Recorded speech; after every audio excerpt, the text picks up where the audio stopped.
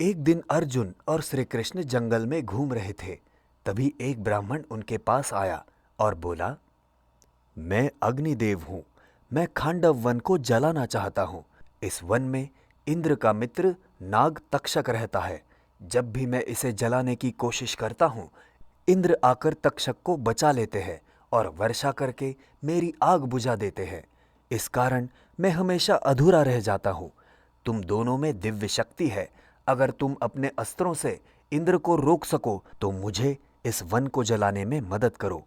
अर्जुन ने कहा, हम आपकी सहायता के लिए तैयार हैं, लेकिन हमें ऐसे दिव्य अस्त्र चाहिए जिनसे हम इंद्र का सामना कर सके। अग्निदेव ने श्री कृष्ण को सुदर्शन चक्र और कौमुद की गदा दी। अर्जुन को गांडीव धनुष्य और 2 तरकश दिए जिनमें हमेशा तीर भरे रहते थे।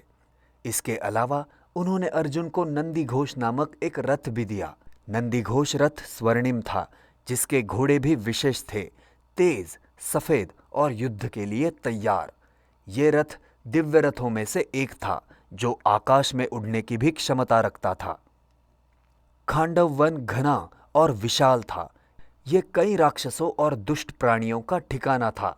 इनमें मुख्यतः नाग, राक्षस और क्रूर जंतु रहते थे जो अक्सर इंद्रप्रस्थ पर हमला करते थे। इंद्रप्रस्थ के लोगों की सुरक्षा के लिए इन प्राणियों का नाश करना आवश्यक था। अग्निदेव ने जंगल जलाना शुरू कर दिया और श्री कृष्ण तथा अर्जुन पहरे पर खड़े हो गए।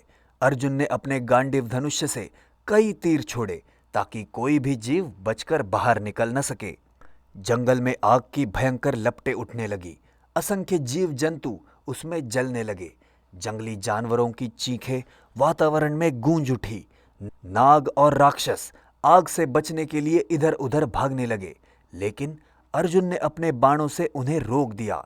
जब इंद्र को इस आग की जानकारी मिली तो वो मेघों के साथ वहां पहुंच गए, मगर अर्जुन ने वायव्यास्त्र चलाकर उन बादलों को दूर भगा दिया।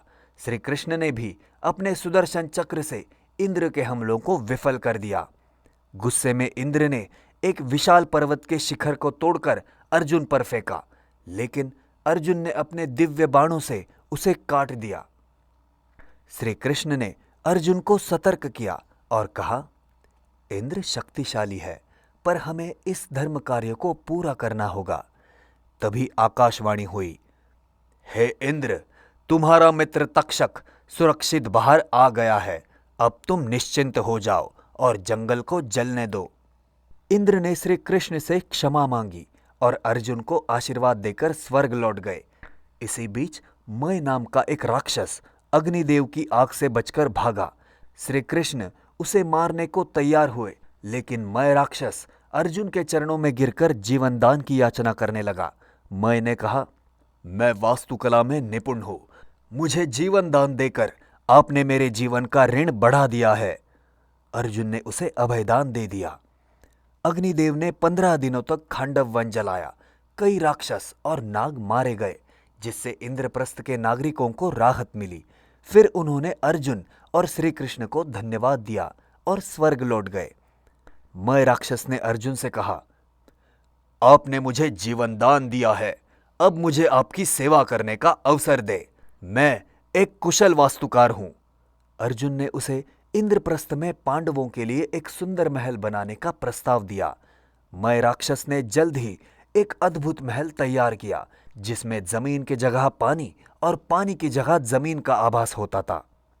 महल देखकर पांडव अत्यंत प्रसन्न हुए और मय राक्षस को धन्यवाद दिया। पांडवों ने नए महल में प्रवेश किया और उनका गौरव बढ़ गया। इस कहानी में हमने देखा, धर्म और न्याय के मार्ग पर चलने वाले पांडवों को दिव्य शक्ति ने भी सहारा दिया। यही उद्देश्य के लिए संघर्ष ही वीरता की सच्चाई है।